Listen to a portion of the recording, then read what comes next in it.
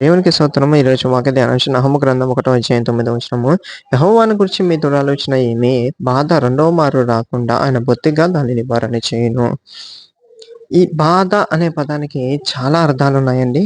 బాధ అనగా మనలను ఇబ్బంది పెట్టేటటువంటి ఎటువంటి సందర్భమైనా సరే, అది ఎలాంటి సమస్య అయినా సరే, అది ఆర్థిక సమస్యలైనా, అనారోగ్య సమస్యలైనా, ఇబ్బందులైనను, ఇరుకులైనను, శ్రమ అయినను, వేదన అయినను, నింద అయినను, అవమానమైనను, ఇవన్నీ కూడా ఎప్పుడైతే యేసుక్రీస్తు ప్రభువుకు ప్రార్థించినామో వెంటనే కనికరం మన మీదకొచ్చి బాధలన్నీ కూడా ఆయన నివారణ చేస్తాడనమాట.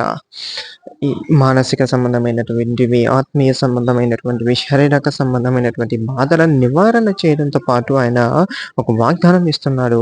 మరలా అది రెండో మారు వచ్చి నిన్ను ఇబ్బంది పెట్టదు అని. కాబట్టి మనం కూడా యేసుక్రీస్తు ప్రభుని గట్టిగా పట్టుకొని ప్రార్థించి యేసయ్యని మహిమపరచువారిగా ఉండాలి. ఆమేన్.